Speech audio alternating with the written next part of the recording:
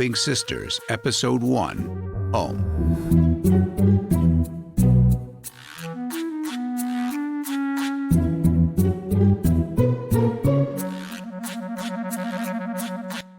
This story is about Maud, a 70-year-old spinster who lives with and takes care of Bessie, her 90-year-old mother who is suffering from dementia. Their apartment is in a 3-story red brick building in what was once a nice, mostly Jewish neighborhood that is no longer mostly Jewish or nice. The building, like the neighborhood, has turned seedy. Maud's family has moved out to the suburbs. Suddenly, Maud, who finds her excitement buying lottery tickets and hoping for a way out of her plight, finds she's holding a ticket potentially worth $10 million. Then the family who has abandoned the neighborhood is suddenly very interested in Maud and Bessie.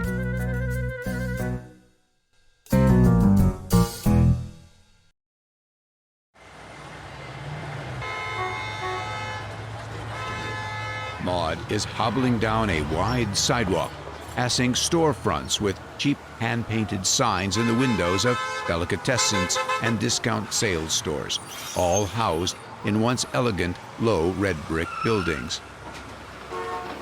The sound of the elevated tracks is loud as the trains clatter past. Maud is walking with difficulty, pulling a 2-wheeled shopping cart with one hand. Her purse hangs from another. She could be mistaken for a bag lady. She turns into an apartment building's entrance and climbs the creaky wooden stairs.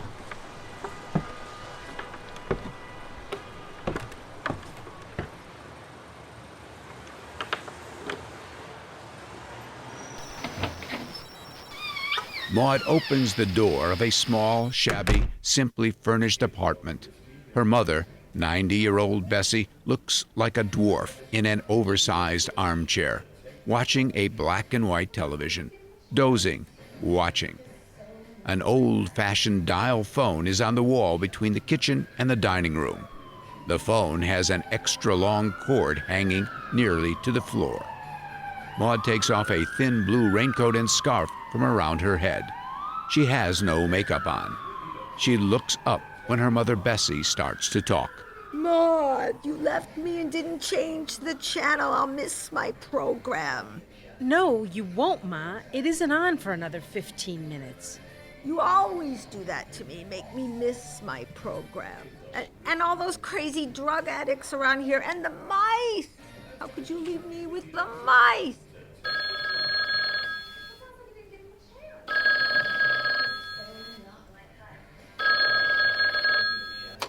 Hello. Yeah.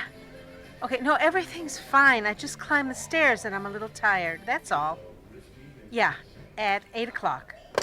Who's that? Phyllis. She's coming for us at 8 o'clock. In the morning?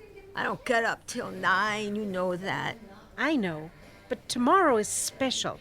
Tomorrow we get up at 7, like we have to go to the doctor for tests. I have tests tomorrow? No, not you. You have tests? No one has tests, Ma. We're just going to Phyllis for the day, that's all. Now here. You have to go to the bathroom?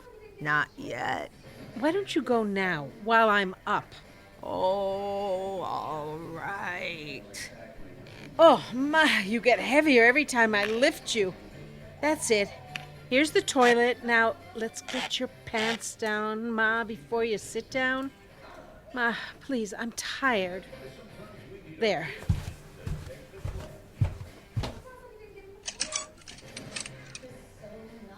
You done? Yeah. Okay, I'm coming. Just hanging up my coat.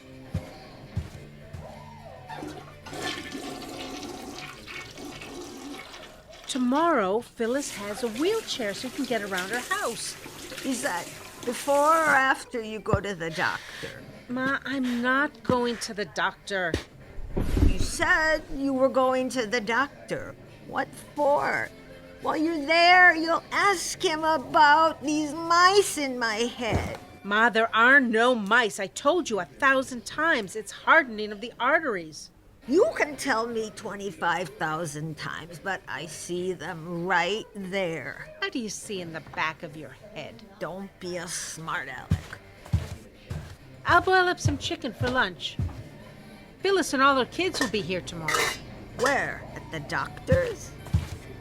At her house. She's making lunch or something. What time does my program come on? Any minute. What will I eat? I told you. Boiled chicken. No, at Phyllis's. What will I eat? I don't know. Phyllis will have something.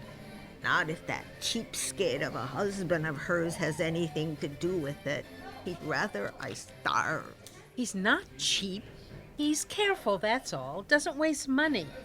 Not like you, anyway. How many lottery tickets you buy today? 5. See what I mean? Every week you go and buy tickets, and do you ever win? No. N-O. I won $500 2 years ago. Big click doesn't mean nothing, like you and those horses. I liked the horses. You got to go out, fresh air. There was excitement. You call betting on every long shot exciting? You win bigger that way. You lost every penny you ever made. You see the paper? Where's the paper? I need a cup of coffee.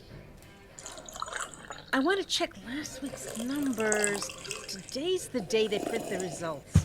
Paper? I can barely see the TV. Here it is. Now, where's my purse? Where are my glasses? Here they are. Now, let's check the numbers first. Copy the numbers onto this legal pad like this. And let's see what we've got. This one's no good. What did you say? Nothing. This one either. I think once I'd win something. It's a $10 million prize, and do you think I'd win anything? Nah. Now, where is it? Not me. What's this? Huh. Where's the magnifying glass? Oh, there it is. Wait. What? Ma, I don't believe it. I don't believe it. What? This ticket. I've got a ticket that's in the paper. What's the ticket doing in the paper? Wait, does it say? If your ticket is one of those listed below, then you are eligible for a sweepstakes drawing with every other person whose number is listed. Every 10 weeks, the winner of each week is invited to the grand sweepstakes. The winner of the grand sweepstakes gets the $10 million prize. Each of the other 9 ticket holders gets $5,000. The drawing will be held in the Highway Hilton on Saturday, September 21st. Each winning ticket holder must notify the State Lottery Commission by September 14th and present their ticket for verification at the main office no later than noon September 14th. And appear in person at the drawing with proper identification. Maud, will you please change the channel? Now my program is on, I know it. Where's the telephone number? Oh, here it is.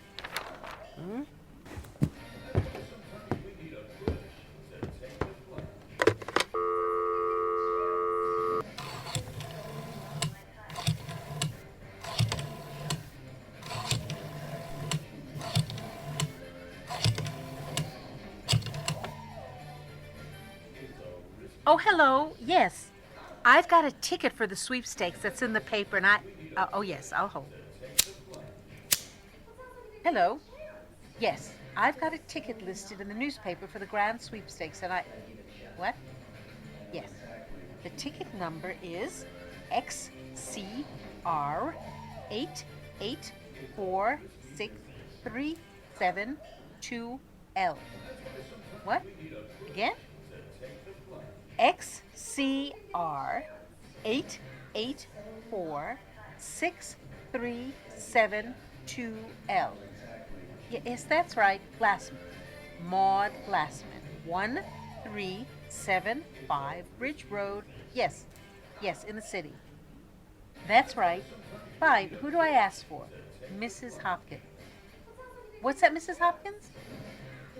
My late brother certainly would have agreed with you. He always said people were funny when it came to money.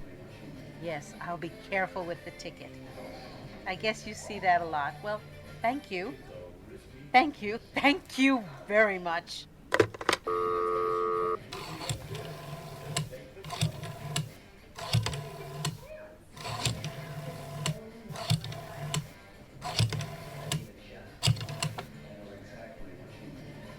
Iris? You won't believe it. I've got a ticket for the sweepstakes playoff drawing. Yes, I'm sure. I called them and everything. The woman was very sweet. She said congratulations even. Can you believe it? What? 10 million bucks. That's what. Now, wouldn't that be something, Iris? Sit down, will you? My God, where's your inhaler? What? Okay, call back when you're better. And stay away from the cigarettes.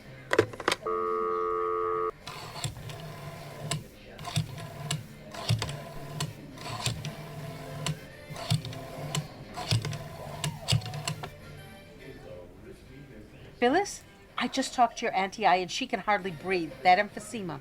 Could you stop over there on your way to tennis? What? You gotta pick up the kids? But you got tennis lessons at 2, you said. Well, try, okay?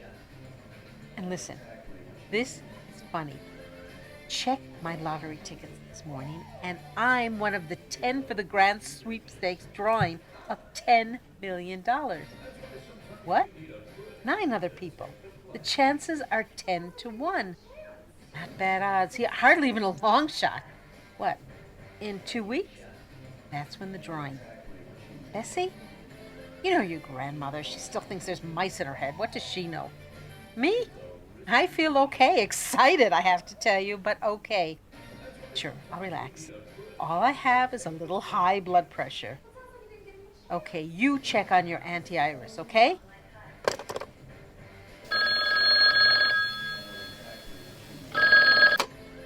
Hello. Karen, what are you calling for? How's your mother-in-law? I just hung up and she could hardly breathe. I told Phyllis to look in on her. Okay, you call and tell Phyllis she doesn't have to. What? The ticket? Sure, I checked it. Why does everyone ask me that? Do you think I'm a complete idiot? At the Highway Hilton in 2 weeks. The date exactly? Just a second.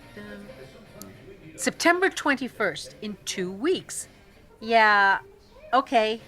Sure. We're in all day. Where do you think we were going? Maybe on a 747 down to Miami for the weekend?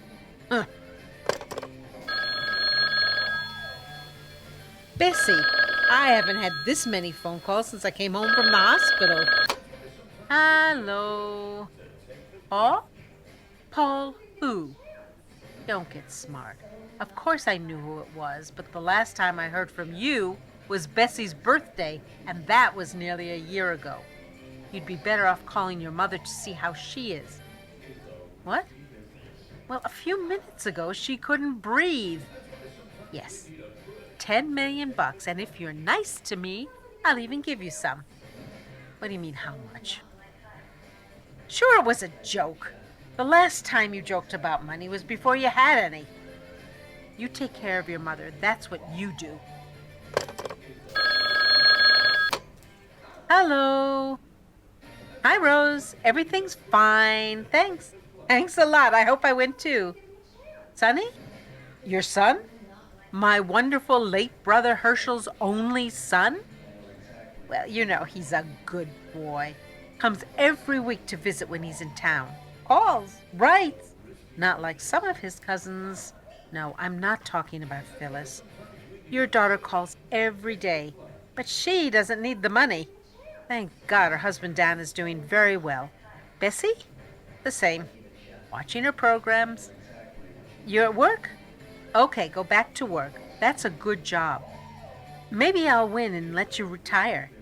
Then you wouldn't have to worry about Sonny anymore. Yeah, If Herschel was around, he'd think this was pretty funny, that brother of mine.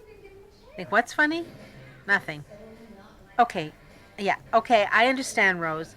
Sure, call back when you finish the other call. What about Herschel? Where is he? Herschel's dead, Ma. You know that. Been dead for 30 years. What were you saying about him? That was Rose on the phone. She said she was sorry Herschel couldn't be around to enjoy the money if I win. I told her that Herschel would think it was pretty funny that everyone all of a sudden starts calling me like I was the Queen of the May. You were queen for a day? When was that? I'll get your tea, Ma. Good. I'd like a glass of tea and a biscuit. Okay. And maybe when you come over here, you can see if you can do something about the mice. Sure, Ma.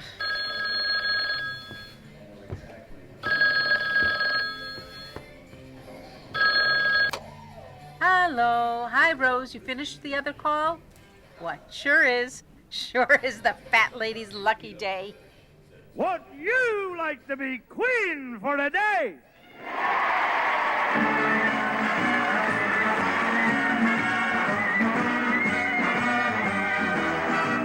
And now from the Moulin Rouge, the West's largest theater restaurant, French's, makers of new copper kitchen sauces, and clinging saran wrap, the original plastic food wrap, proudly present Queen for Today, the Cinderella Show.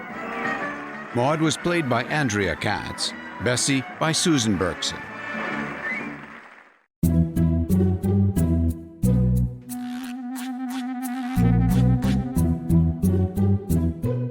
Helping Sisters, Episode 2, The Gathering.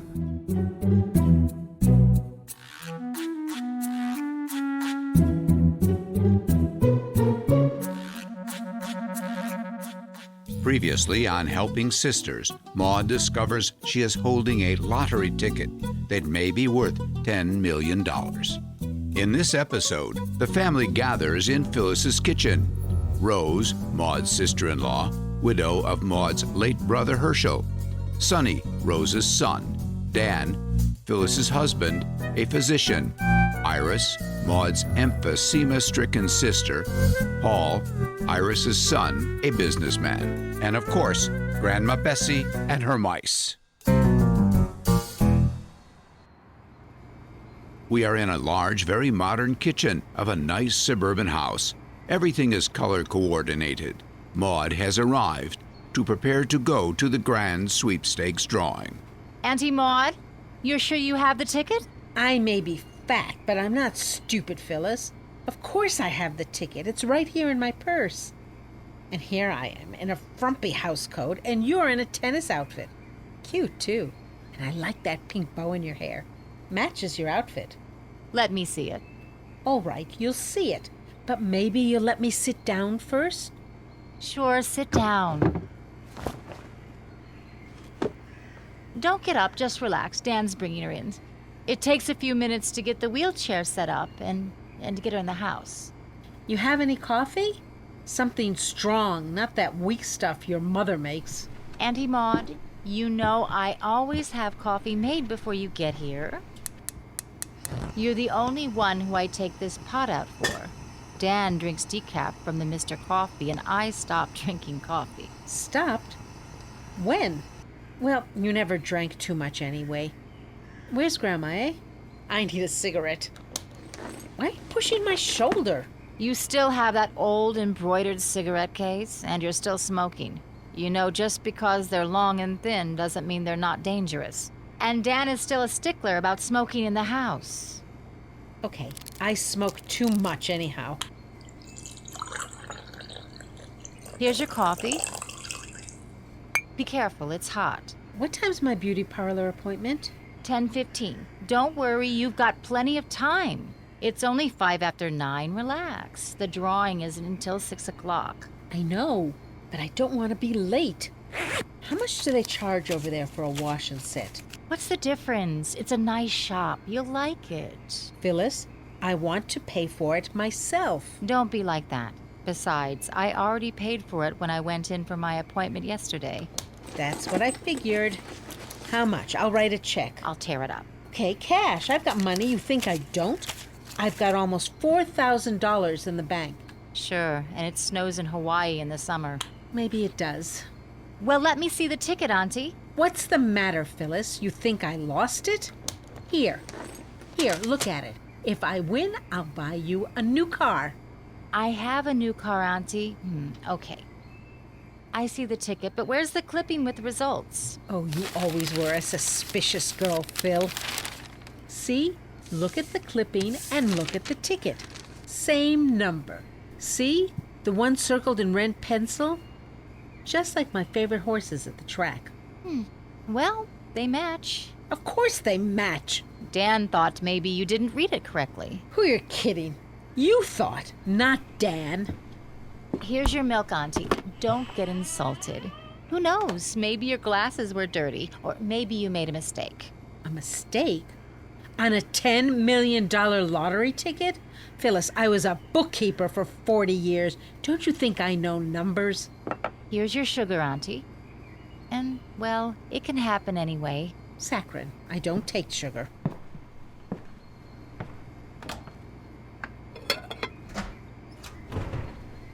Here's some brownies and cookies, and Iris's recipe just the way you like them.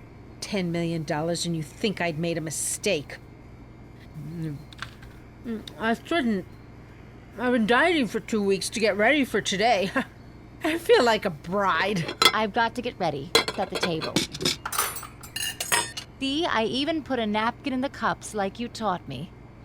I only hope you win, for your sake. And yours too. I'm an old lady. Your maiden aunt, no? How much money do I need? I'll have a good time for a while, then split what's left between you kids. You're all I've got, you know. Your brother and your Aunt Iris's kids. You could have gotten married and had your own children. A lot you know. You think Grandma Bessie let me get married? She's been sick since your grandfather died. Long before you were born. Always something. Always running to the doctors. And did they find anything? Ever? No. So who looked after her? Me. When the cows come home, she'd let me get married, that mean old thing. She won't even let me go to the store shopping anymore. Not that I can walk that far. Even to Walden Avenue is a schlep. Married? Ah! Still, you decided to take care of her. Who else? I was the oldest. Oldest? What was I, 16? And please tell me, my dear Miss Abby, how do you know all these things? Auntie, eat your brownie. Look, here's Dan with Ma's new wheelchair. It's a good one. He did a lot of research before he bought it for her. Hi, Aunt Maud. Hi. Here, Dan, there's fresh coffee. Come and get a cup. They're good, these brownies. You bake like Grandma Bessie used to. Remember those apple pies she made for the holidays when you were kids? Wish I had the recipe. Now it's too late. She doesn't remember any of her recipes. Recipes are the least of what she doesn't remember. But sometimes, all of a sudden, she remembers everything from years ago. Hi, Grandma. How do you feel? A lot you care. When was the last time you came to see me, huh? I raised you from the time you're 2 months old, and just as soon as your father dies, may he rest in peace, just turned 40, and he died just like that, just like my Five-O, nearly the same age, too. Oh, and then that Rose, your mother, she throws us out of the house. Now, all of a sudden, my Maud is going to come into some money, maybe. Now, all of a sudden, you're interested.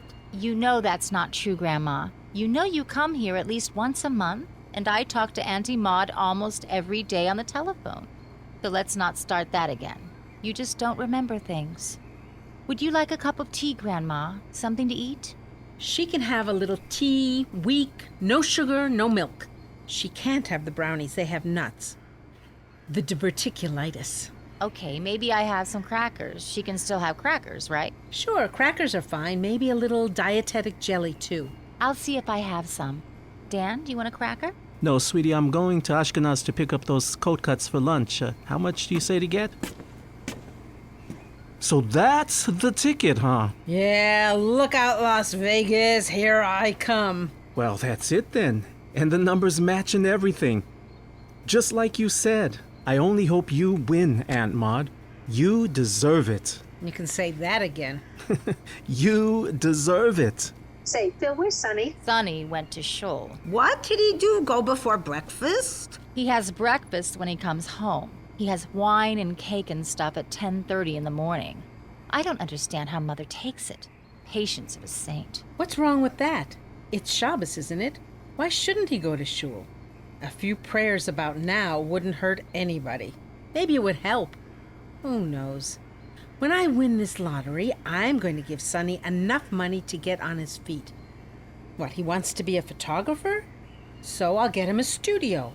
And a car of his own, too. And buy him an apartment so he doesn't have to live with his mother when he's here. Maybe then he'll stay. Forget about New York. He should get a real job. That's what, instead of dreaming about things. What's this going to shul anyway, besides dreaming about things? You leave your brother alone. He's a good boy. Wasn't it him that found that senior citizens help group that takes us to the doctor on Tuesdays? And that sends a girl to sit for Grandma when I go shopping? More than anyone else has done here. What are you talking about more than anyone else? He spends years moving from city to city, never here for more than a month or two every few years. And whatever he does, you think it's as if God himself touched it. I'll be going now, Phil. I figure 2 pounds of straw meat, 2 pounds of corned beef, and a pound of salami, coleslaw. How does that sound, Maud? Suit you? And new pickles. And potato salad. They make good potato salad. And make sure the corned beef's lean. Those thieves over there always say you're fat and charge you for meat. You be careful. I'll be careful. Don't forget the rye breads. Get it sliced. And 2 dozen bagels, if they're fresh. What, you're feeding the whole neighborhood? No, just the family. Even Paul's coming over. Paul? Who told you, Iris? No, he called me himself. Sure. He's bringing Auntie I about noon, and I guess they're going to stay. I think everyone wants to go with you to the drawing. Sure. Why not? For 6 months, I don't hear or see from that Paul. Now all of a sudden he's coming to help us? At least he helps his mother. That he does do, poor thing. And he should, too, after everything she did for him. Like a dog she worked. Ever since that no-good bum she married, that zlob, ran off with that shiksa, leaving a wife and boy. May he rot wherever he is. He died last year, Grandma. And anyway, he was always good to you. A bum, like Maud said, a no-good bum, that's what he is. Died? Why didn't anyone tell me? Oh, stop, will you? Of course we told you. You don't remember what you had for breakfast, so how could you remember that? He died? You told me?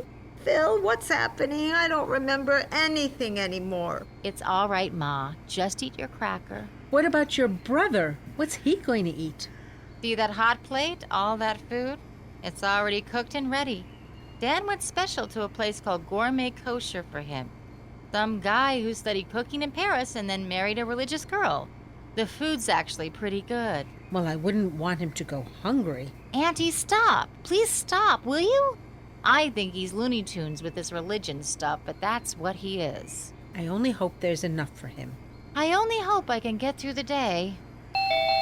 That's Mother. She said she'd be here around 9. Rose? She didn't sleep over? I was wondering where she was. No, she left after dinner last night. She said she wanted to get a good night's sleep. She probably had a boyfriend come over. She can't do that too much with her and Sonny in that little apartment. She's lucky he comes by you for Shabbos to be close to that shul he likes. Yoo-hoo! Anybody home? We're in the kitchen, Mother. Hi, Bessie.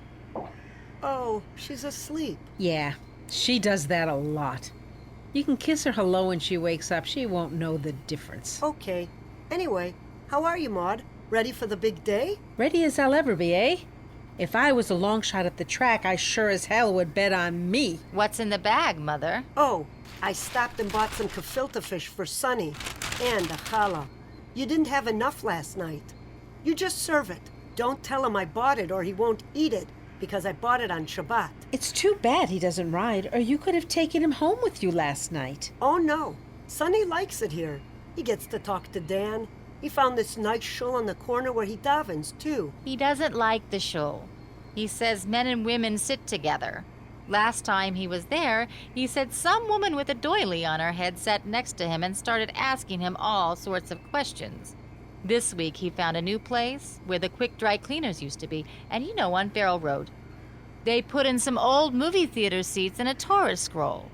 They even have a curtain separating the men and the women. How do you know? You went with him? No, I stopped by when I saw the sign go up and then told Sonny. That's how he found it. How did you think? Here, Phyllis, let me help you. Do you have all the dishes set up? What time's everyone coming? Soon enough, eh, Phil?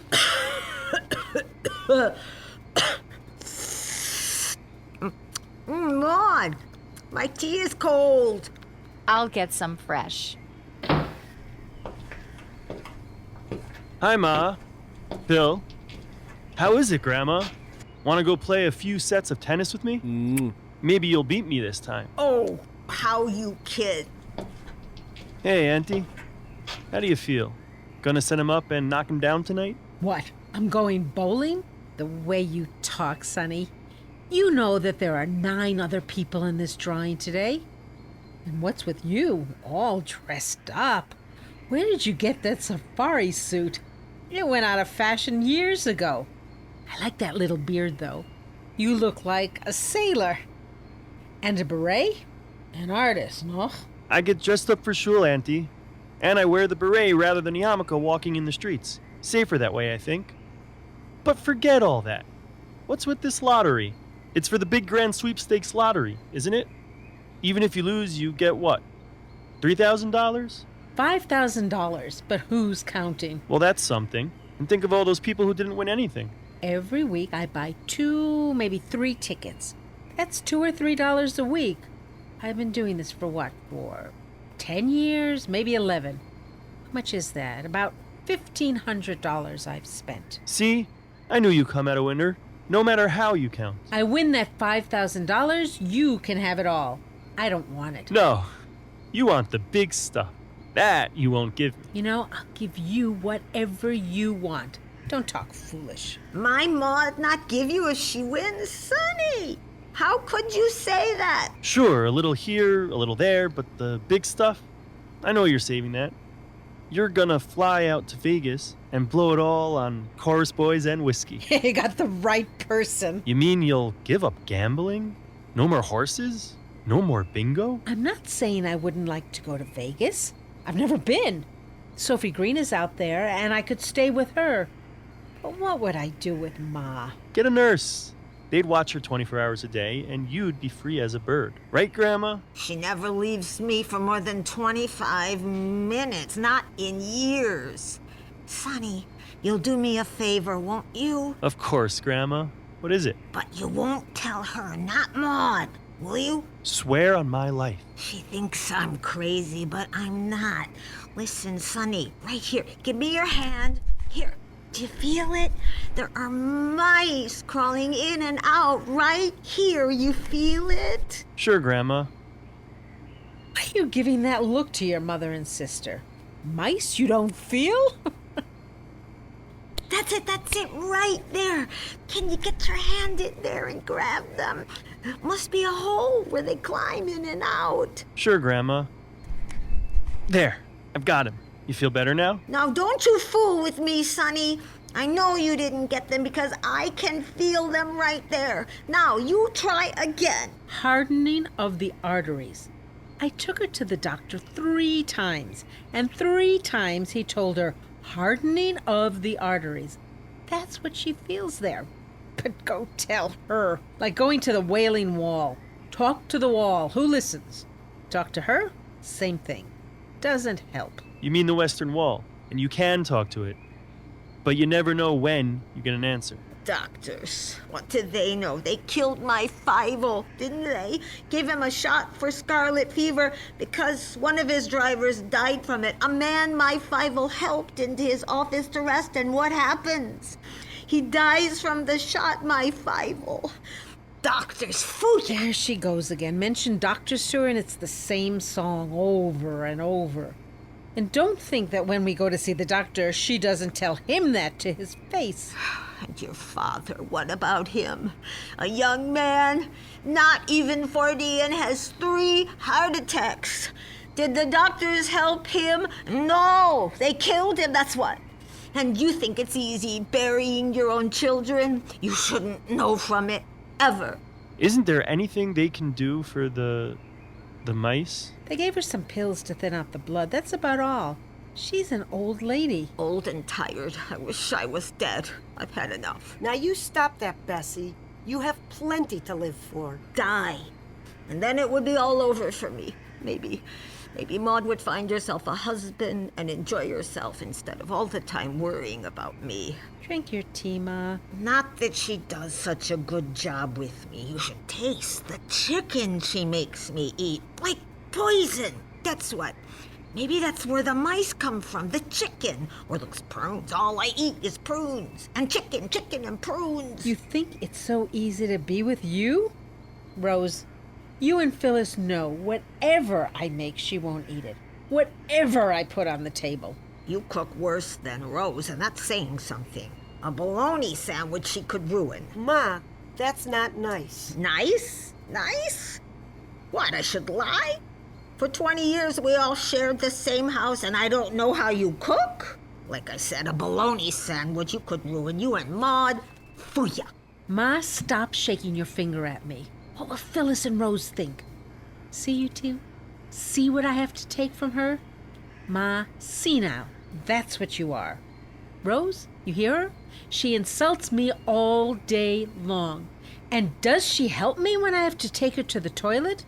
No. She fights with me, can you imagine? As if I like to take her to the toilet like she's a baby. You see why I want to die? Okay, fine. Hey, Phil, ready for Kiddish? Where are the kids? They ate. They went out. Kiddish isn't eating. It's Kiddish. Ah, here's the Kiddish cup. Now, for the grape juice in the fridge. Where's the light for the refrigerator? The rabbi over here decided he can't eat from the fridge on Saturday if the light is on, because when he opens the door, the light goes on, and he doesn't turn on the lights. Phil, I didn't make the rules. You make plenty of rules to suit yourself. Here's Sonny. Here's the cake. I'll do the really shortened version. Baruch atah Adonai Eloheinu melech haolam, borei pri hagafen. Amen. Here, everyone, take some cake and wine. You should get married and have your own kiddish in your own home. I haven't met the right girl. You're not a fagel, are you, Sonny? Your father, may he rest in peace, would turn over in his grave. He's not a fagele. Not with all the girls calling the house. Lest they're men with high voices. He meets them all at these bars. Bars? He meets men in bars? There she goes again. Doesn't remember a thing. Ma, don't you remember I told you before he moved to New York he worked as a bartender in some music joint? What is it, rock and roll? No, blues. A nice place. Paid for gas and stamps and write query letters to the magazines. And now you're driving a cab in New York. What kind of life is that? What kind of future? Why don't you get a real job, like normal people? Here we go again. How much work is there for psychology majors? You could sell insurance. Or I could drive a cab, like I'm doing. You could have finished law school. Come on, Mother. Not you two. Not here. Not again. Besides, I told you. It doesn't matter anymore. Now, most of the guys I know are lucky to make their monthly payments. Except for the smart guys like Dan who finished med school and are doctors. You should only do so good. You sure you're not a fagela? Women. You know, they all want someone who's got a future they can see. If you weren't so stubborn about this artsy-fartsy stuff and this born-again religion stuff, you'd be better off. I wasn't. And I wasn't. What does he mean? He means that before he was religious, he wasn't any better off than now. My father, may he rest in peace, was a very religious man. So was my Herschel until he started to work on Shabbos. He fasted on the holidays and went to the cemetery, Tisha B'Av. That was 50 years ago. Have some brownies, Sonny. Then we have to clear the table and get ready for lunch. And I have to have my hair done. Oh, look at the clock. Getting late. We'll leave in 5 minutes. I'll drop you off and come back and get you in an hour. You going shopping? No, She's got a tennis game with Marlene. She's pretty good.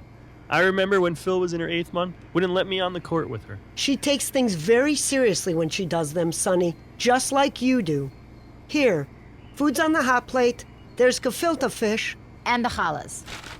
Here, something to wear. I bought a shirt for Dan and Sandy, so I picked one up for you. Thanks, Phil. You shouldn't have. Oh, great! A striped rugby shirt. Just the thing for driving a cab nights in New York City. You could use a new shirt, too. New York, how's it going? More opportunities for photographers than here. Can you pass me the gefilte fish and the grain? And what about lunch? You mean we're not all going to sit down together? You eat now, make your blessings, or later, you decide. Later, you can have cold cuts if you want. Just don't be mad if no one goes along with you. Where did you say you were living? Upper West Side. Little apartment hotel. Studio. 1 room. I look out the window and crane my neck.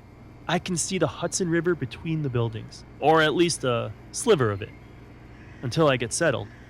And it's furnished. A bed and a desk and a chair and a toilet with a shower beside it. Up a half stair. But it's cheap. Hey, where's Dan? Dan'll be back. Went to Ashkenaz Deli for the cold cuts. We're having a buffet for everybody after Auntie comes back from the beauty parlor, before she goes to the drawing. I'm going to take my plate out on the patio to read. I'll eat in half an hour. Oh, more people. Where's my purse? I've got to put on some more makeup. Rose, you see? Ma's asleep again. Sonny, get that, will you? Sure.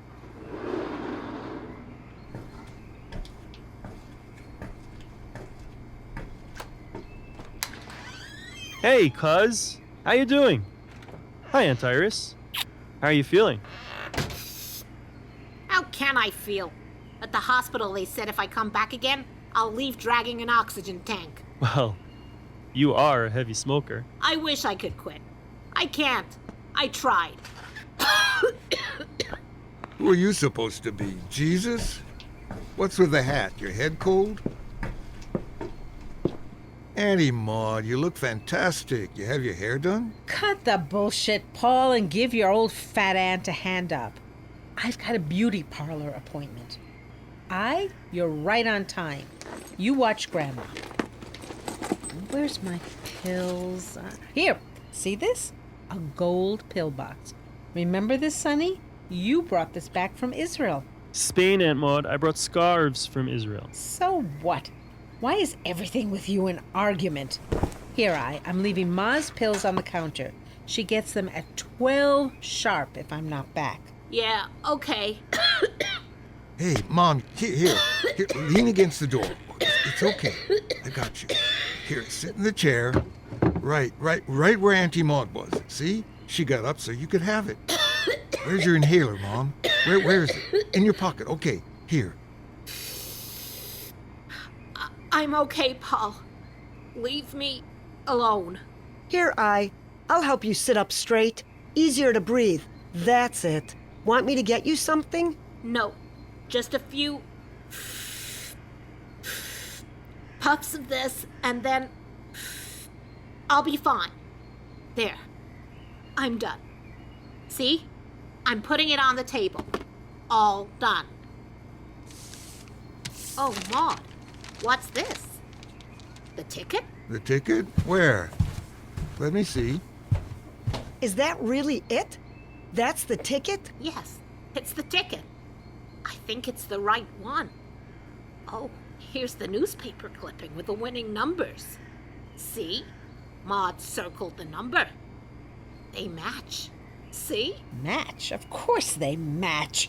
What am I, an idiot? Shouldn't it be in a safe or something in case she loses it or someone steals it? I'm sure Maud will take good care of it. I'm going to the bathroom. And Paul, you leave that ticket alone. Where's Karen, Paul? Yeah, the numbers match. What did you say, Aunt Rose? Karen, your wife. Where is she? She had to stop at the store. Diapers. She's bringing the baby. Ah, the baby. I hear he's adorable. Did you get the present I sent? He isn't a baby anymore, Aunt Rose. He's nearly a year and a half, and you've never even seen him. Paul! Well, we tried, Phyllis and I, but the hospital where you had the bris was on the south side.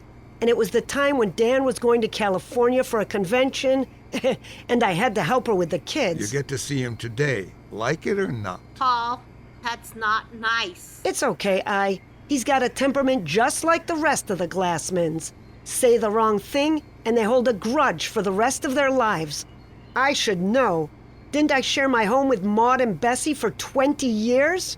And for 10 of those years, Maud didn't even speak to me. She got mad about something that even she didn't remember what it was, and never said a word to me she didn't have to for 10 years. And all of us living in that tiny 3-room apartment, all 6 of us together? That's okay, Mother. Forget it. Come on, let's go out to the patio. No, Sonny, I won't. And Paul, just so you know, sure, I could have asked them to leave, sure. But Harry would never hear of it. Not their Harry. Not their Herschel. Bessie had them so worried about her health, even then, Harry thought she couldn't live by herself. Maud couldn't take care of her alone, so it fell on me. But that's all over now. And I've got to help Phil set up for the Glassman's gathering for the results of the drawing. At least Phyllis doesn't have those problems. Living with relatives, except me when I'm here. And you on the weekends you stay over. Where are the cucumbers? Oh, here they are. And she never will. Damn snobs. My house may not be as big as this one, but if it was, you wouldn't see me being a snob about it. What's the size of her house have to do with anything? You're a bum. You don't even have a house. Probably never will. Not you, too. You're just like everyone else. Okay, I'm going. You remember to give Ma her pills. Sure, don't worry. You ready, Phil? Coming right down. Ready, Auntie?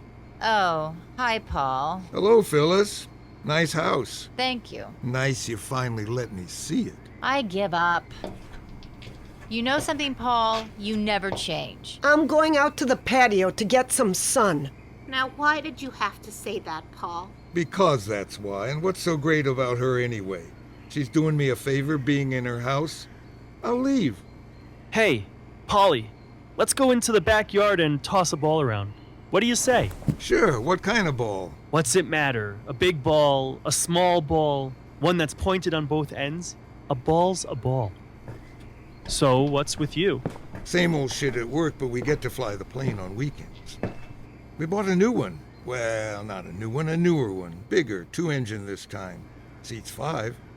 We're flying up to Canada for trout fishing next weekend. A competition. Fish are all tagged. Catch the biggest, you win. Wanna come? You get to eat the fish? Nah, catch and release, just for the fun. So you wanna come or not? Trout. Has fins and scales. I could eat it. You're probably going Saturday morning. That's it, about 8. We'll make camp around 2.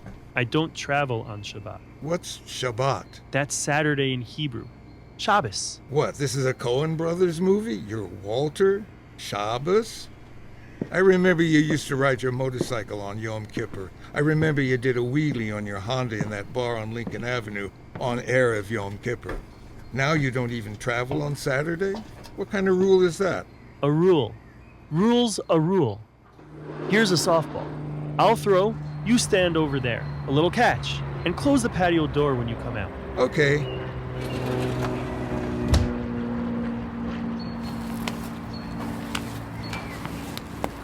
I toss you a nice easy one and you can't catch it? If you'd lose about 40 pounds, maybe you could catch it. Remember, heart disease runs in the family. Catch this, wise guy. Oh, great. Right past me. Now you chase it. You chase it, big shot. I'll wait. Well, where's everyone? Maud went to the beauty parlor with Phyllis. Here, Ma, I've been looking at the ticket. She's got a chance to win. Win big. Oh, it won't help her. Ma, that's not nice. Nice, not nice. Can't catch a man. Ma, she's almost 70. She's not gonna catch a man anymore. Pah!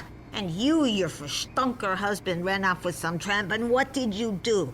You had a man and lost him. I lost him because he got tired of you and Maud. always insulting him. 30 years we were married, and you insulted him every time you saw him. It was a no good Nick. Too handsome, a runaround. But when we wanted to take a ride on Sundays, he always took you two. We never went out without you and Maud. Never. Not in 30 years. And probably a drink or two. You're lucky to be rid of him. But he'll come back too one day, you'll see. He died, Ma. You know that. Died? Oh, he did? I sort of remember that. Oh, these mice! Maud was played by Andrea Katz, Bessie by Susan Berkson, Phyllis by Miriam Metzinger, Anne by Dale David Honor, Rose by Laura Kornfeld, Iris by Gabby Shine Markovitz, Sonny by Charles C.B. Davis, Paul by Barack Bard.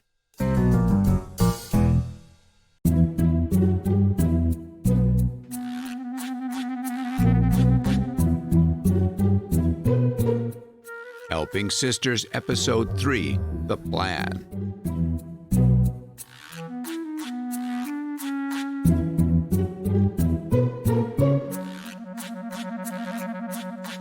In the previous episode, the family gathered in Phyllis's kitchen as Maud prepared to go to the grand sweepstakes drawing to see if she wins the $10 million prize. Sonny and his cousin Paul had gone outside to toss a ball around.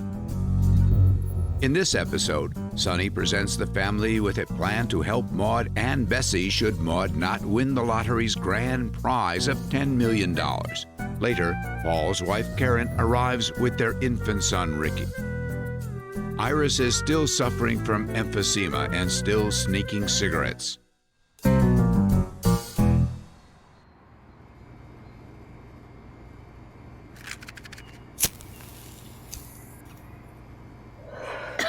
Iris, what's the matter? You don't feel good? No, I feel fine.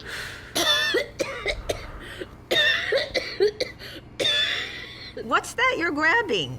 An inhaler helps me breathe. Oh, and you think I don't know? That I'm too old to know? I know. I know what's going on. It's these mice. And I can't think with them running around in my head. That's all. Iris, get me some tea, will you?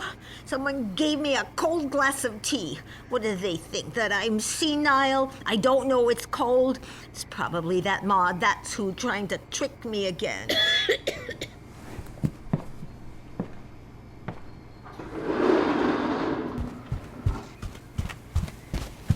Mother? Why are you leaning against the stove? Why are you standing up? What are you doing? Are you crazy? Is this your cigarette in the ashtray? You want me to rush you to the hospital again? Like that's all I have to do? You know you can't smoke. What are you trying to do? Kill yourself? It's not mine. Maud left it. Yeah, sure. And why were you standing up? Bessie, you see? She sneaks cigarettes all the time. She knows it'll kill her, but does she stop? No. Here, sit down in the chair and stay there. You need a nice dry climate. Arizona, Palm Springs. Maybe if Maud wins, she'll take you and Grandma to live in the desert somewhere. That'll be good for both of you. Would you like that? No. No? What's wrong with Palm Springs? All the stars live out there. Too far away. What would I do? What are you talking about? We'd visit. You'd have nurses and doctors and oxygen in every room. Listen, $10 million buys a lot of oxygen. Those tanks cost what, about $200 a piece to refill every few days. I'd rather die here. You'd never come. Sure I would. You can believe me. Maud would rent me a new plane. Timeshare. So many hours of airtime a year. And we'd fly in once a week. The limousine would come to pick us up, take us to the airport. We'd get in our own private plane and come to see you. The baby wouldn't be any trouble. She isn't going to win. She's been unlucky her whole life. We all have. You stop saying that. What do you know? Sure she's gonna win. And then you'll be okay. Listen, you'll have that private plane and you can all fly back to see us anytime you want. We'll get Maud and Grandma a nice apartment, big enough for the three of you. You won't have to live alone anymore. A nurse and stuff just for you. Go with you wherever you want. It'll beat that slum they live in now. What happened? Mother had an attack. She cheats, you know, thinks she's smart. She hides cigarettes like a drunk with booze. You should hear, Sonny, what Paulie has for us. He wants to send us to California with nurses and doctors and private planes. We'd never see the kids. Never. Here, Auntie, have some water. Besides, California's nice. The climate's good. You have to be crazy to spend winters in this place. The ice and the snow don't melt until nearly summer. Ugh. All I said was that if Auntie Maud wins the lottery, she could buy a nice house with all the doctors and nurses they need and set up in Palm Springs or even Phoenix if it's cheaper. They could keep an apartment, rent a condo, maybe around here too. Tell him about the plane. He wants to buy his own plane. Not buy, rent. Or you charge them each time, like when you come back from California. Or when anyone wants to come out to see you. What do you think, Sonny? Maybe a regular flight once a week for whoever wants? Listen, Paul, about that, I've got an idea. About a plane? No, about Maud and Bessie. You figure that if Maud wins, she's going to give you some money, right? Sure, she was always generous, and she never had a pot to piss in. Right. Always with the $100 bills for gifts for the kids. The expensive toys our parents would never buy us. Anything we wanted. If she wanted the track, there would always be a big surprise. Yeah, you remember that time she hit the daily double? What was that, 7-8 years ago? She sent us all $500 apiece. Okay. She wins 10 million. We each make out like banshees. Sure. What do you figure you'll get? I was talking to Karen the other day. We figure she'll give each of us about $500,000. Just for starters.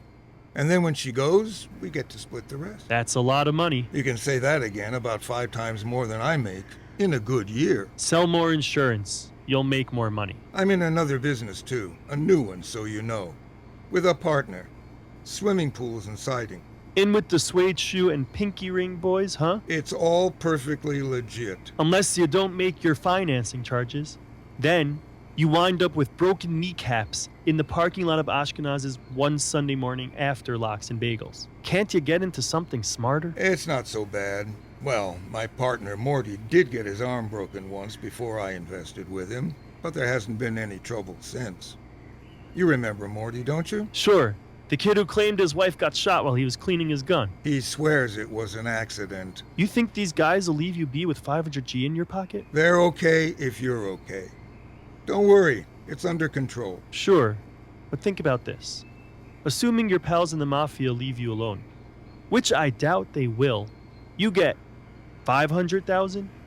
You blow a little on a trip, a new car, maybe an addition onto your house, and you have about 400K left? You put that in the bank and get, what, about 30K a year? That's playing it safe. Not bad. Not bad at all. Sounds real good to me. Okay. Are you ready to put up some of that money in front? You want a loan? Look, first cousin to first cousin, I'm having cash flow problems. The bank is already on my tail, Sonny. You know that. Hold on. Not for me, you moron. For Maud and Bessie. What are you going on about? Okay.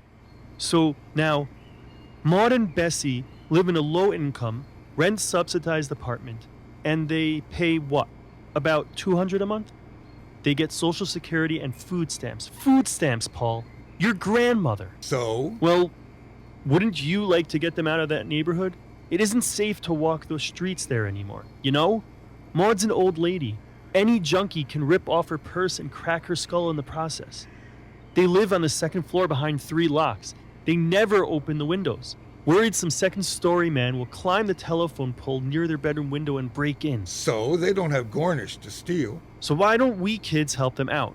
You stand to get an interest alone about $30,000 a year if she wins. I say you agree to pay 10% of that. What is it? $3,000 a year to Maud and Bessie before the drawing. That way, if each kid does it, win or lose, Maud and Bessie can move to a better place.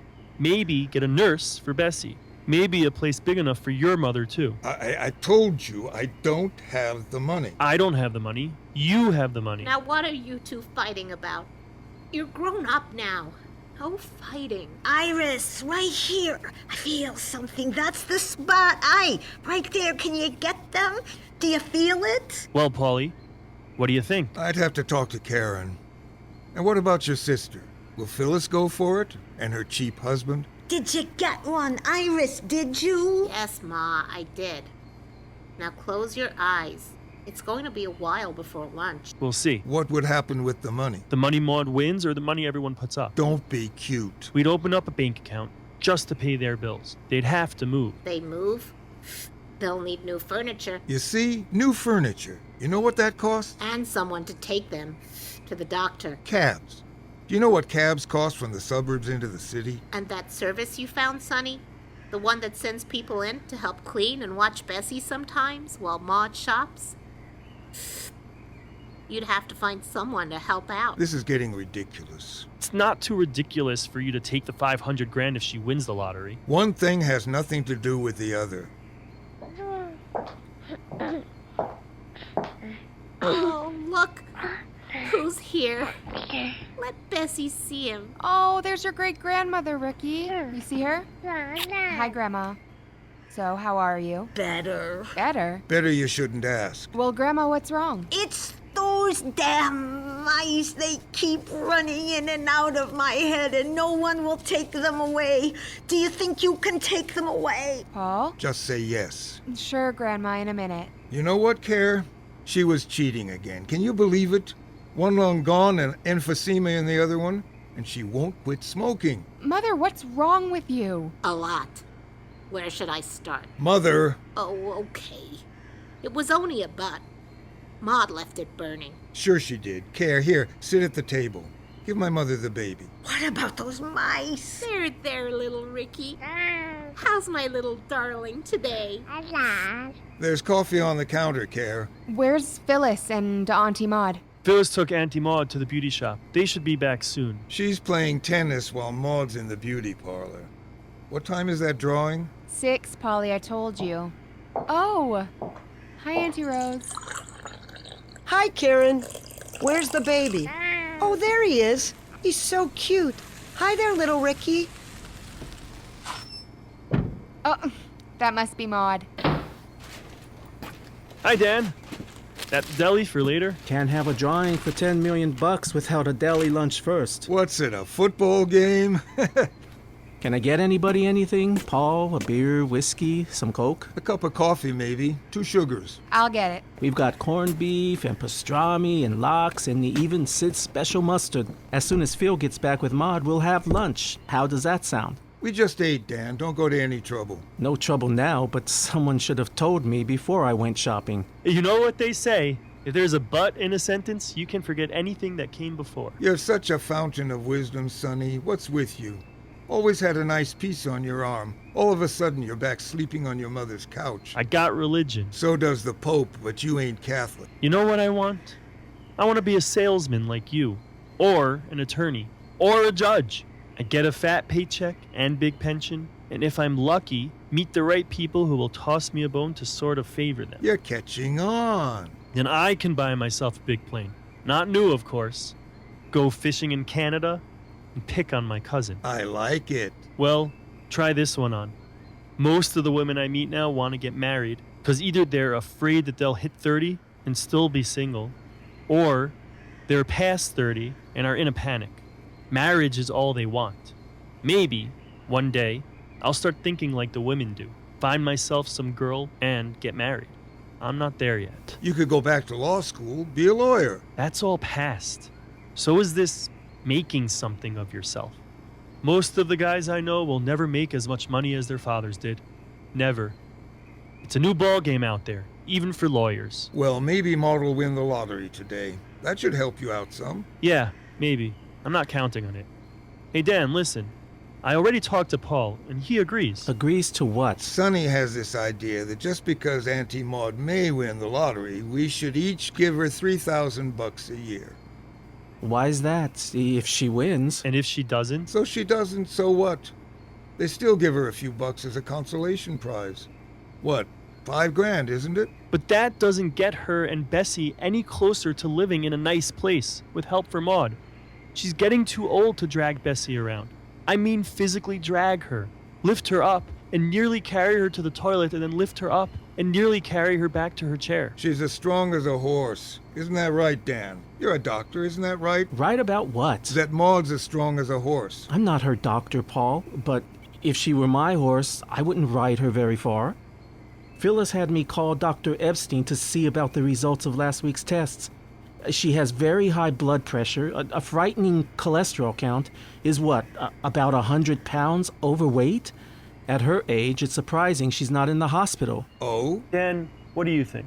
Before the drawing, everyone agrees to chip in $3,000 a year for Maud and Bessie, enough for them to get a decent apartment, maybe even close to her, so they could see the kids more often. And Phyllis could stop by and visit. Why before the drawing? It's like insurance for her.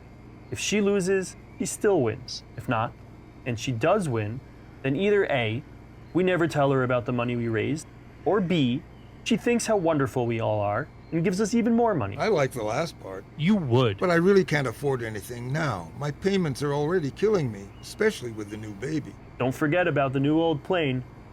Hey, Dan, what about you? Why don't we wait until after the drawing and then we'll see what we have to do? That's a good idea. Me, personally, I think you should put her in a home. Bessie. There's a nice home not far from here. A home? Paul, you think she'd go to a home? Even one around the corner or a block away? Do you think she'd go? Maud wouldn't let her. She what? That's right. She'd have nothing to do. No one to pick on. Oh, shut up. Where do you get these ideas? Karen, you tell him. Not me. Don't drag me into this crazy house. Oh, my God, does he stink? Dan, where can I change him? That way, in the guest room. There's a bathroom attached to it. Oh, these are good brownies. Think I'll have another brownie. Paul, could you help me? What's the matter? Don't you know how to change a diaper? You could help, you know. I change enough diapers at home. Paul! Okay, I'm coming.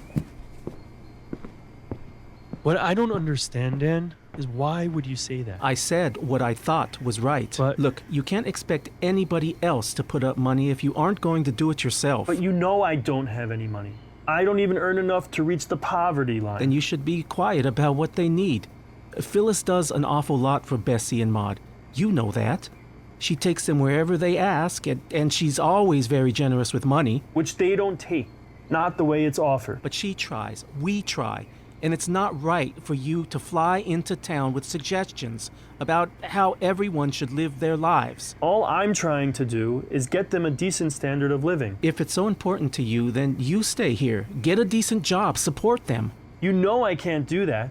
There's no great demand for my talents. You could get a job. I'm hearing that a lot. Truth is, I can barely support myself. What is it you want to do? Photojournalism? Go start somewhere. Every door leads to another door. What I'd really like to do is a photo essay for a magazine or a coffee table book about Maud and Bessie. There's a story there. But that means raising money for an idea. I can't even raise money for 2 old sick women from my own family. Would you help fund this project? We're home! That's a nice outfit, Phil. Does it help you hit the ball any better? Very funny. And here, ta-da! Look at her. I love the way they did your hair, Maud. Swept up like a movie star. And even with rhinestones, a tiara. Looks just like a crown. The Queen. Queen Maud. Some queen.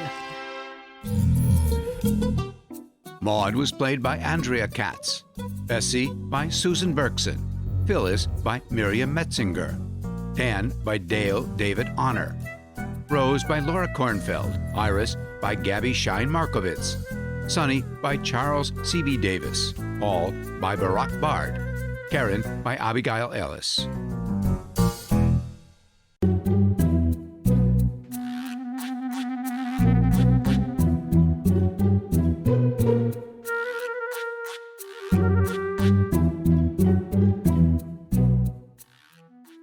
Helping Sisters, Episode 4, The Brouhaha.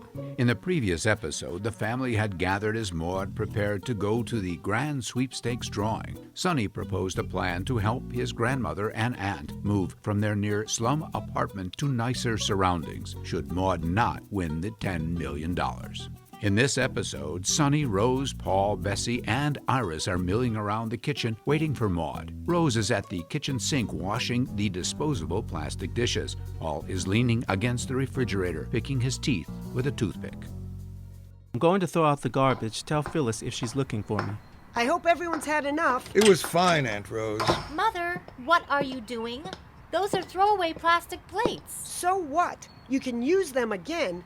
These are good plastic. I give up. You'd think I committed a crime. There's nothing wrong with these dishes. You see this? Show me where it's bent, cracked, broken. Nothing. Perfect. And thick plastic, too. You can use them 100 times if you're careful. So what's that like, Aunt Rose? Sonny driving a cab in New York. I don't know. Why don't you ask Sonny? I will when he comes in from the patio. Did you see that?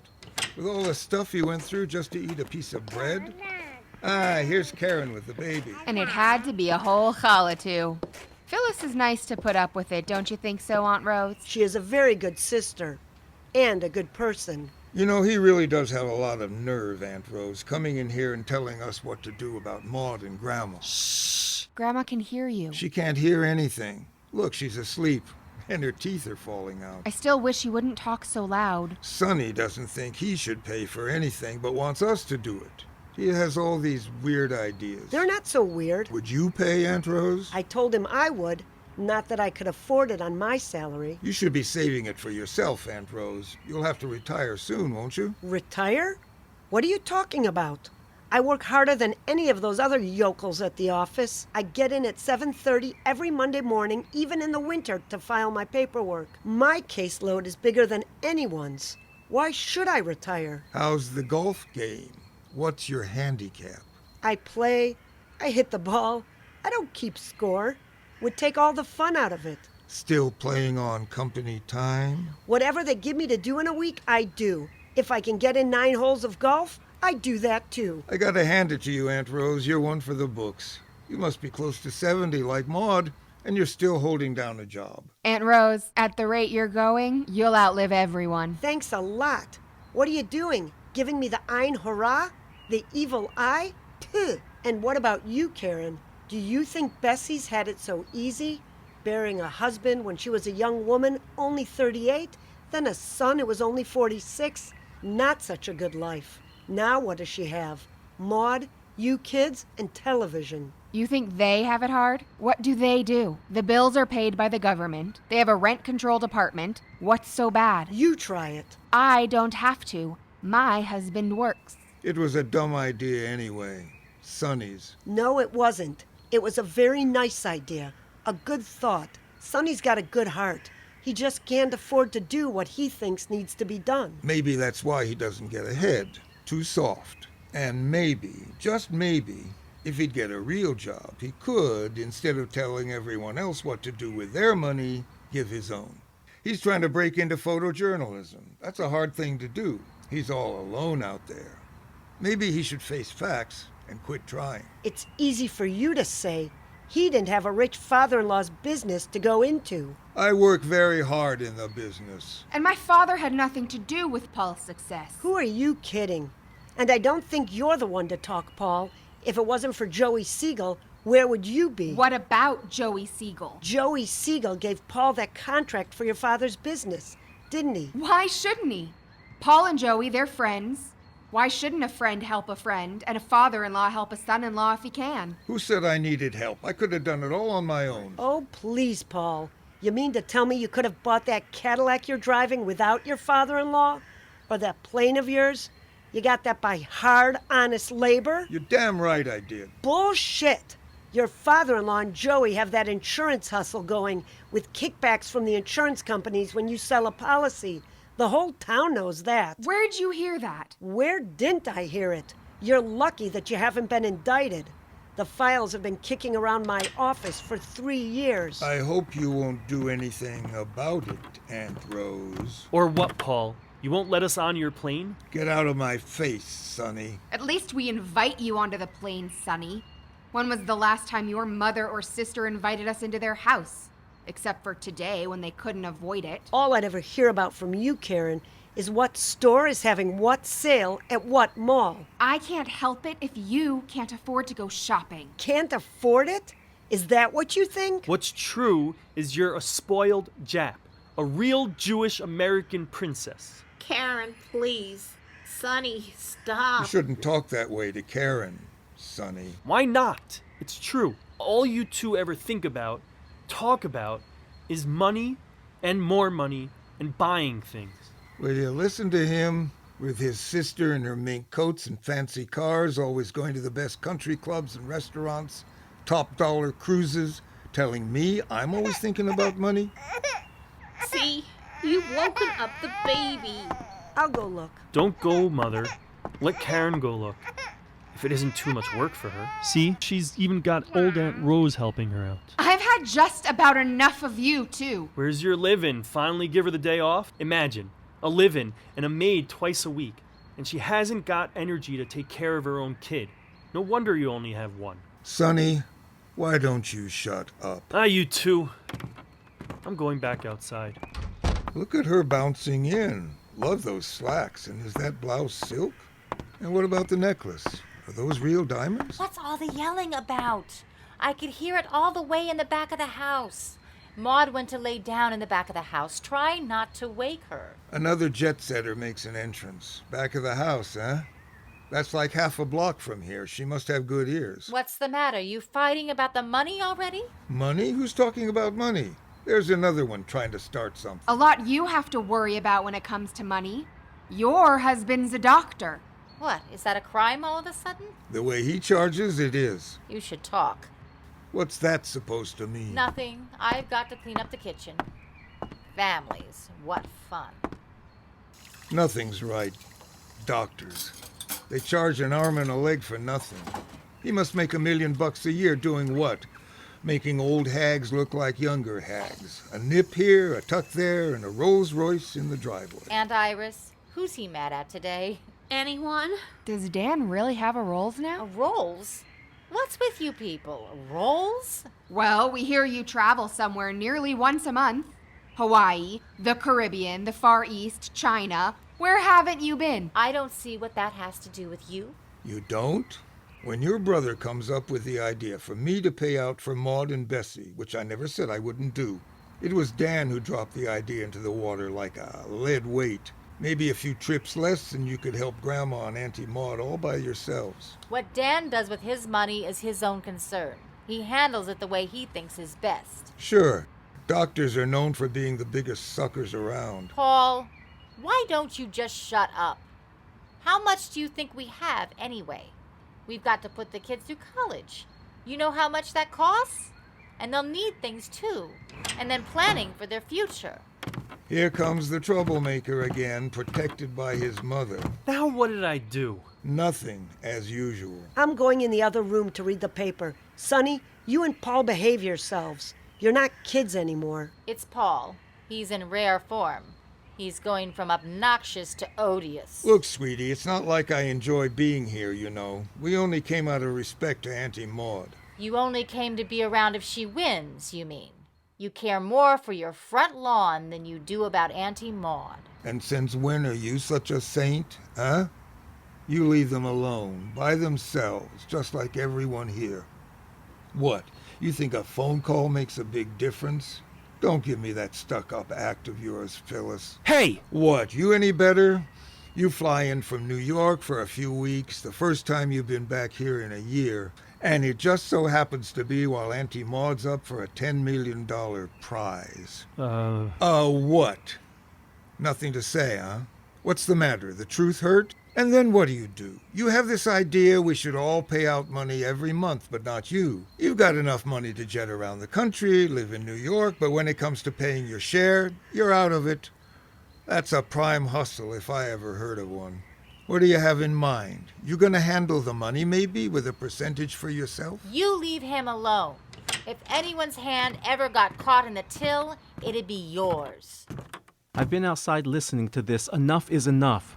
I think you should all relax. Maybe go into the den and watch TV or something. Nice refrigerator. Mind if I lean on it? What is it, a Sub-Zero? Must have cost you what, 17 grand? Watch TV. Sure, and why don't you go and sew up some old lady's tits? What'd he say? Did I hear him right?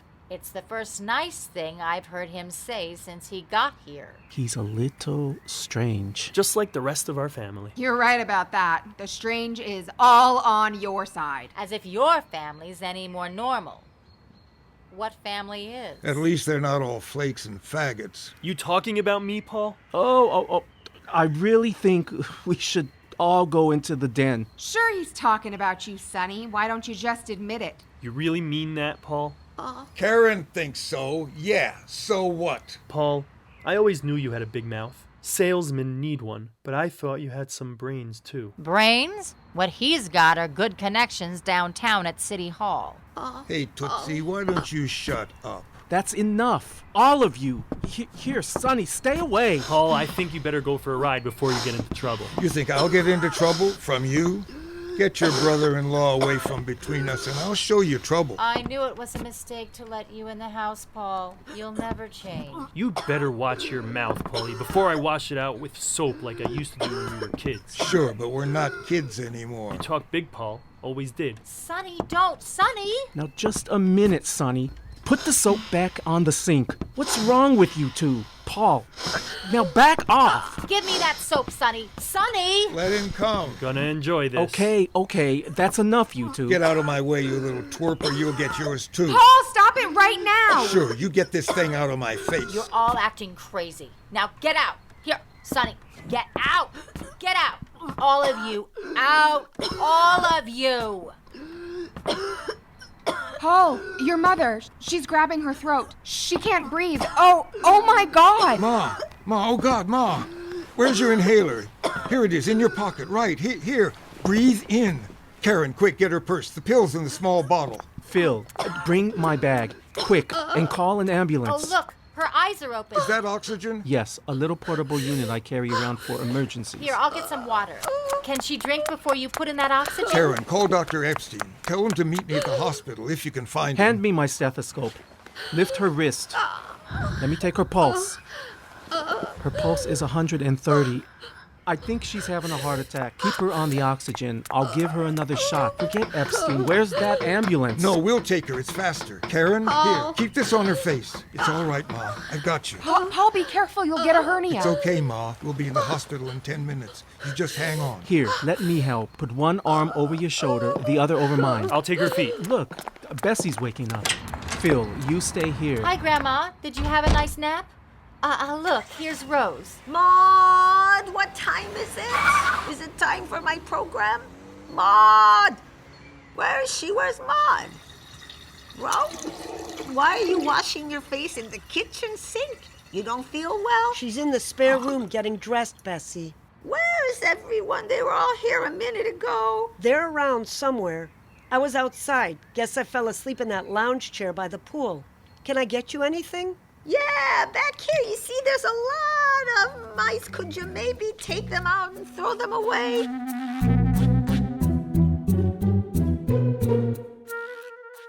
Maud was played by Andrea Katz, Bessie by Susan Bergson, Phyllis by Miriam Metzinger, Rose by Laura Kornfeld, Sonny by Charles C.B. Davis, Iris by Gabby Shine Markovitz, Paul by Barack Bard, Karen by Abigail Ellis.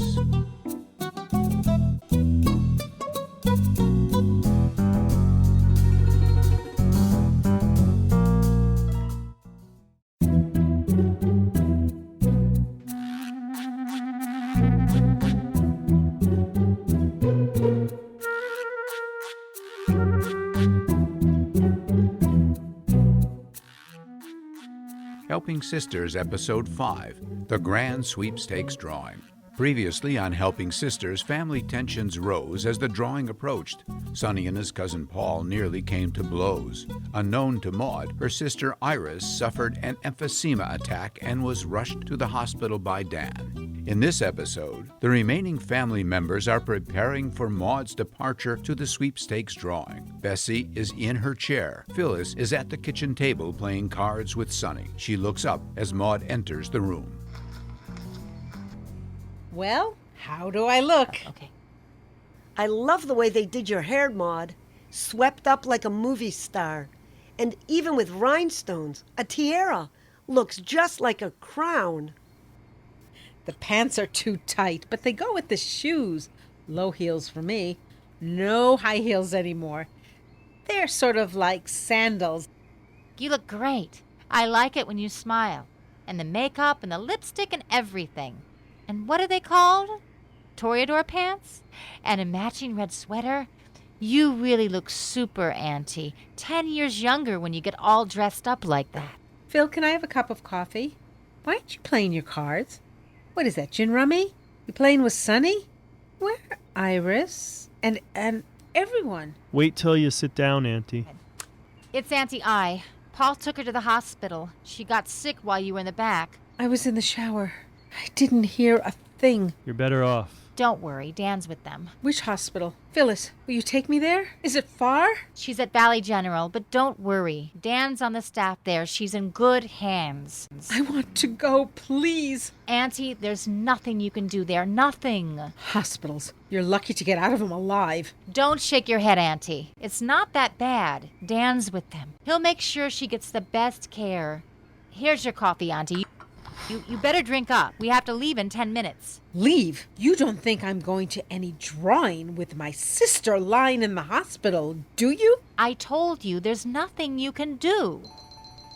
I'll get it. Hello? Oh, hi. Yes? Okay. What happened, Sonny? All of a sudden she got sick? Just like that? She was already sick, Auntie. You know that. I don't mean that kind of sick. That's the kind of sick it was. She couldn't breathe and went into, Dan saved her. Gave her a shot. Oy, habroch.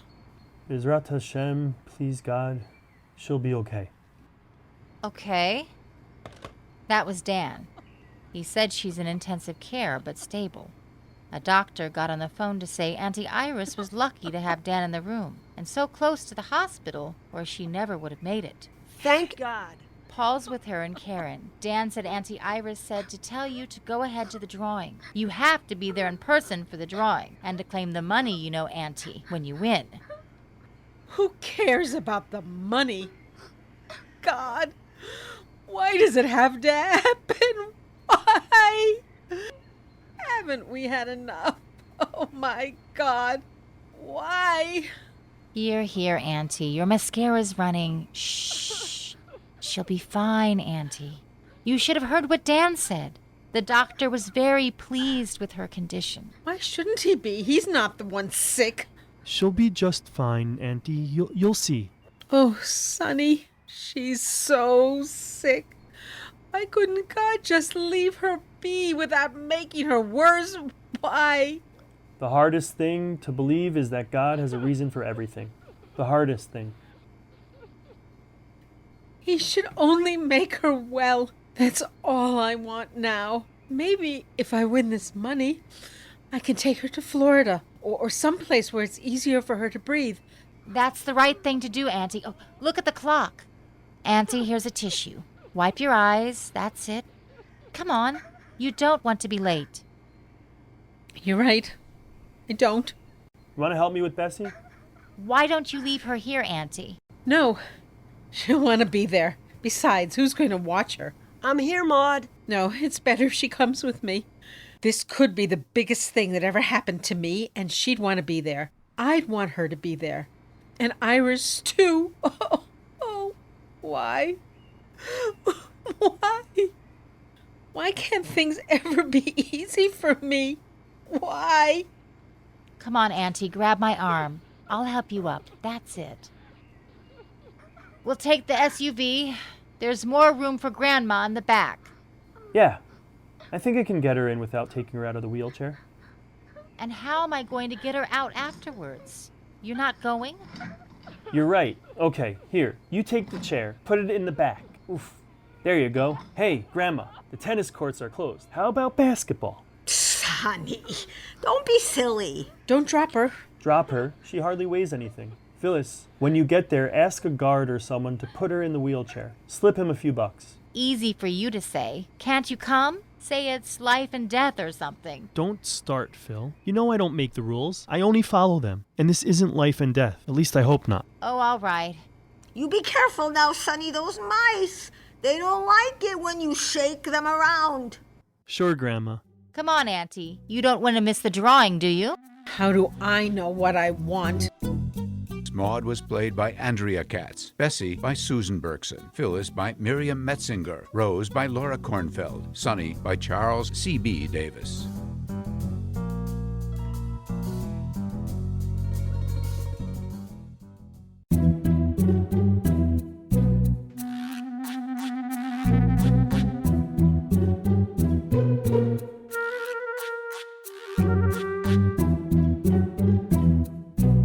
Helping Sisters, Episode 6, Winners and Losers. In the previous episode, Maud and Bessie have gone to the grand sweepstakes drawing with Phyllis. Sonny is sitting at Phyllis's kitchen table, staring at a large illuminated volume of the Bible. The room is empty.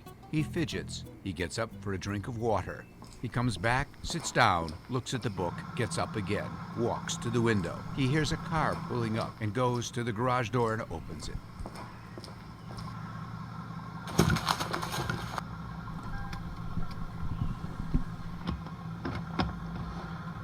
Sonny, can you get Bessie out of the car, please?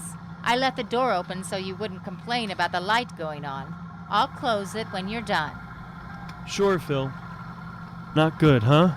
Not from the look on your face and Auntie's. Shh, just go get Grandma Bessie, please. Okay.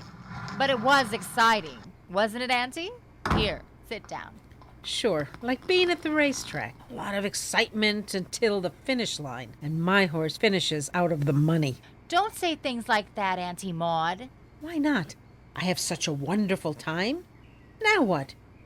You know, maybe in the back of my mind I thought maybe, just maybe, I'll win that damn sweepstakes lottery. Really win $10 million.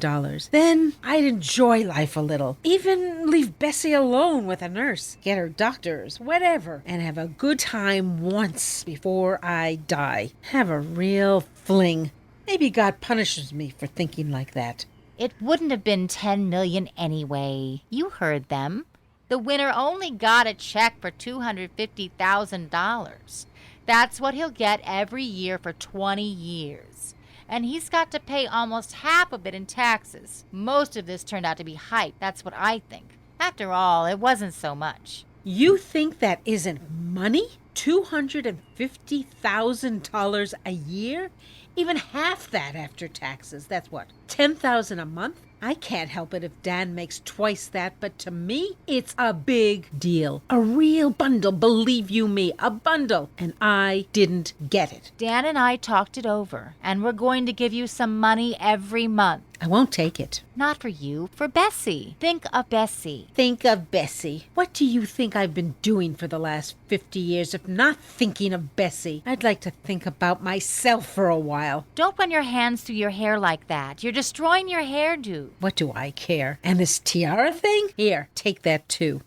Oh, Auntie, don't be like that. Be reasonable. Just take the money. You think I like where we live? It was a nice neighborhood 30 years ago when you and Sonny were kids, but it's not nice anymore. Even the delis moved out here by you. The whole neighborhood is filled with junkies and motorcycle gangs. I'm afraid to walk down the streets.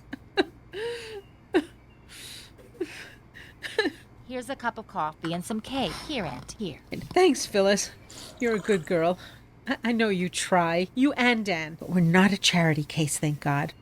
We'll get something from the lottery. What did they say?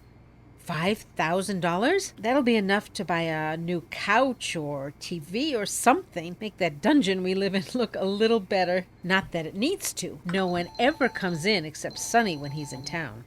I'll get it. Hello? Oh, hi.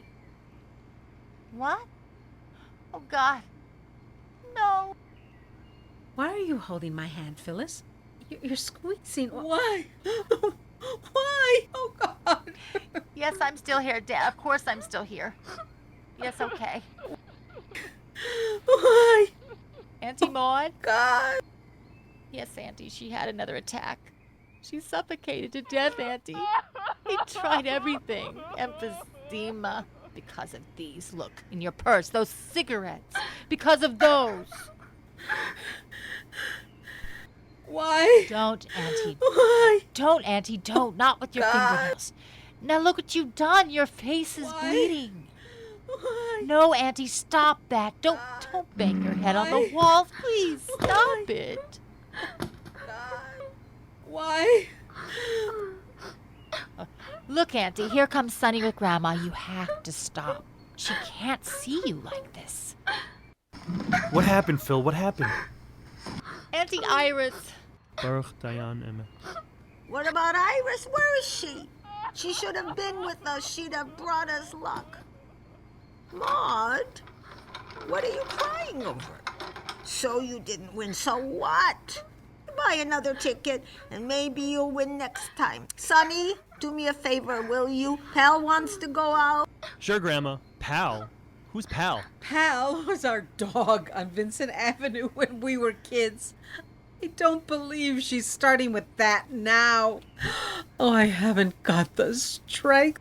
Please, God in heaven, help me. Come here, Auntie. That's it. Cry all you want. I'll hold you. Pal wants to go out. I hear him whining in the next room. Sure, Grandma. Right away. Maud was played by Andrea Katz, Bessie by Susan Berkson, Phyllis by Miriam Metzinger, Sonny by Charles C.B. Davis.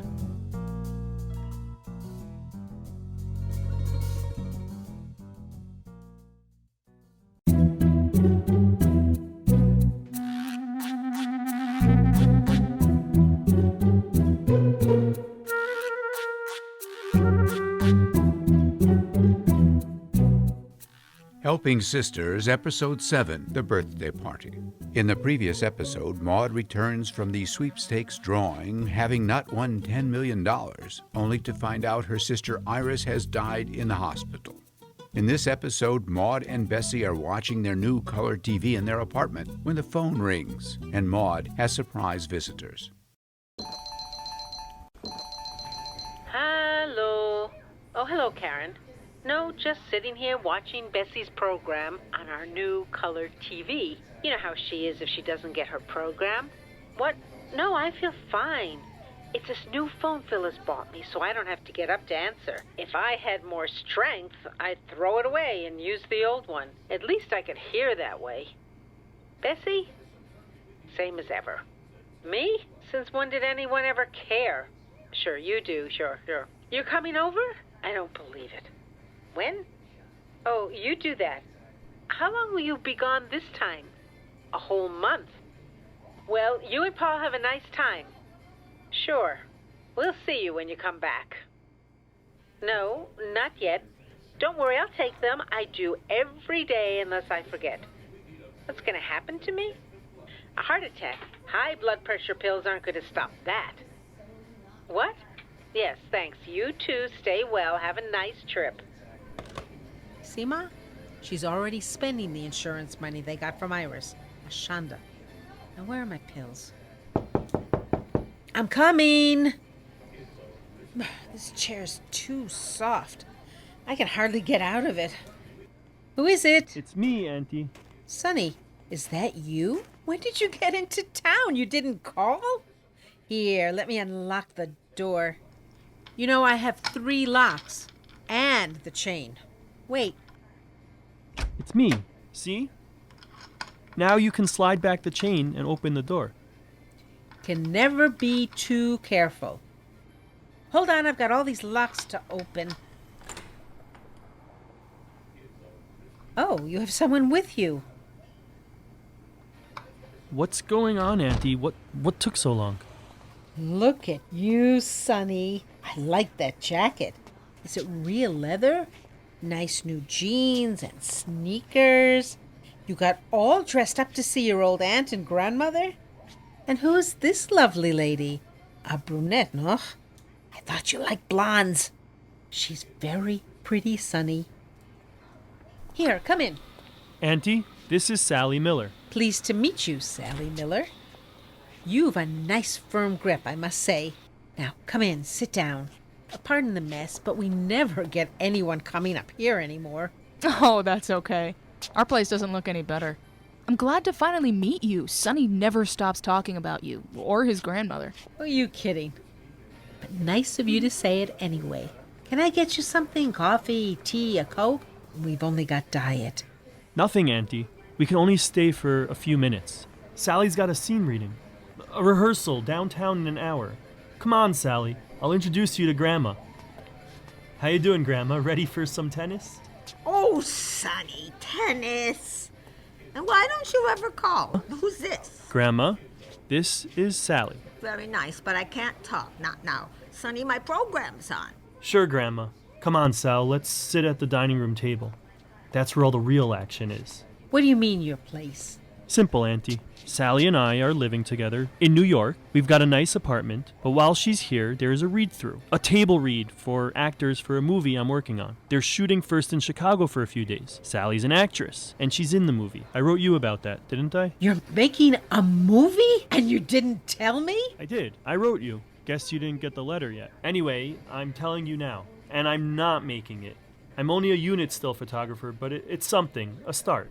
What's a unit still photographer? The photographer who takes pictures while they're making the movie. Still pictures. For promotion and advertising. He works directly with the producer. It's a low-budget film. I went to school with the producer. That's how I got the job. They're shooting a few scenes in town.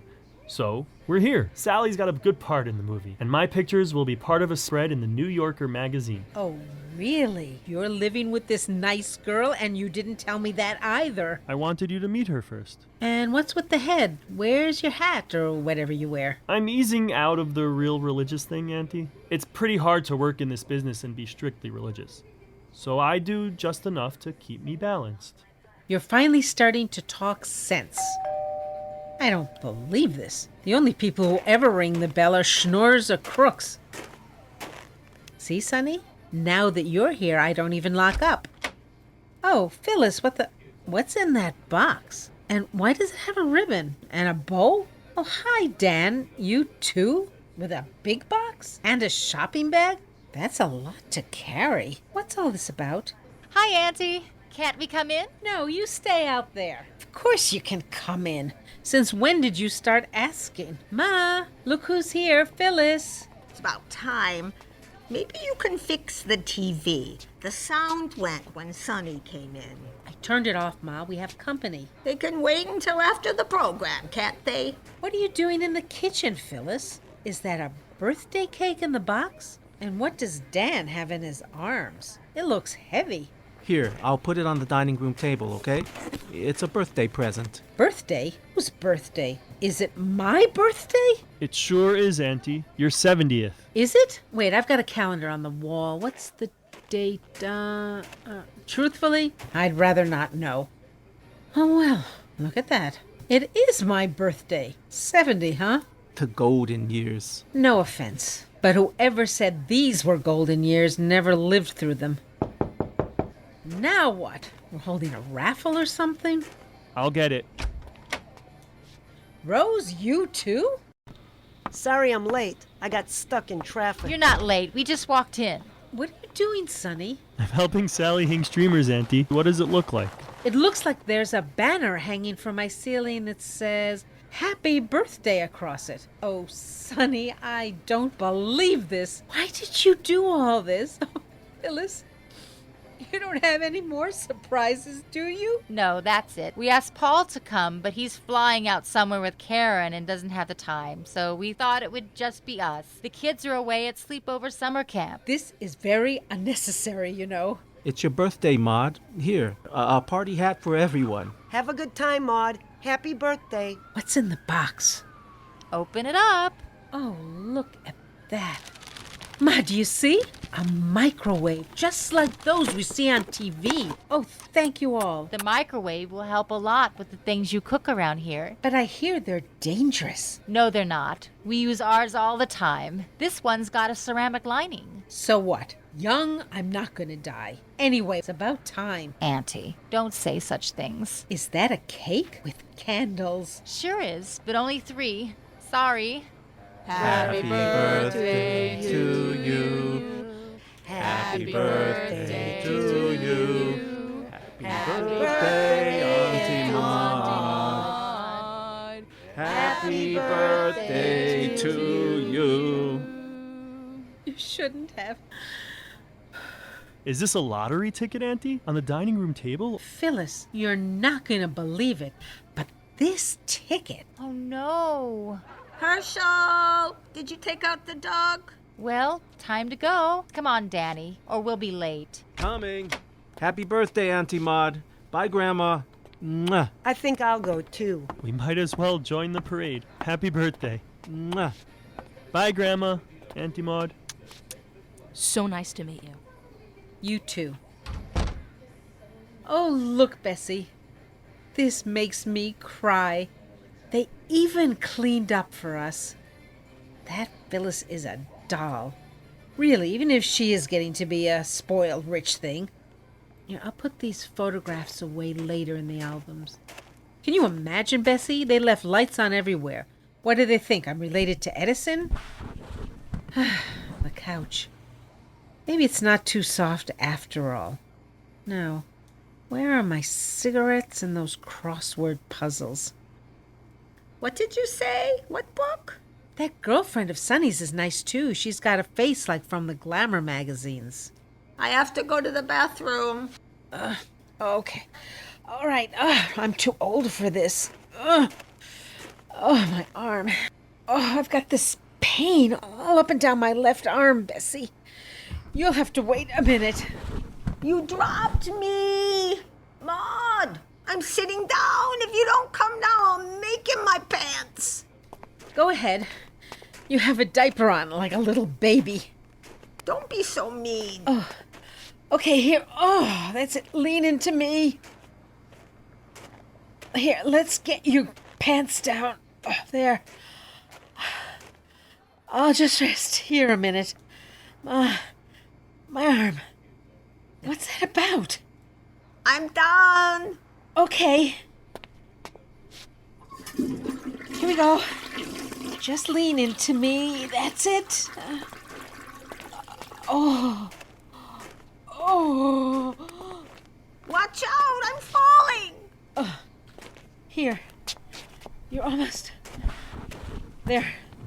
See? You got your programs on. My chest. I think I pulled a muscle or... Oh, no. I've got to... The phone. Operator? Ambulance. Hurry. 137 Ridge Road. Glassman, 2nd floor. Can't breathe. Can't... What's that crashing? Maud! And what are you doing? Maud! Maud! I'm coming! Oh, God, I can't get up. Oh, my God. Maud! Maud! Oh, my God. Oh, and these mice in my head. Maud! The mice! Get up and come get them. Maud! Maud! Maybe if I scratch them, they'll run out. Wait there, you little devil. I've got you. Almost. Almost. Maud was played by Andrea Katz, Bessie by Susan Berkson, Phyllis by Miriam Metzinger, Sunny by Charles C.B. Davis, Rose by Laura Kornfeld, Sally by Rivka DeRay, Dan by Dale David Honor.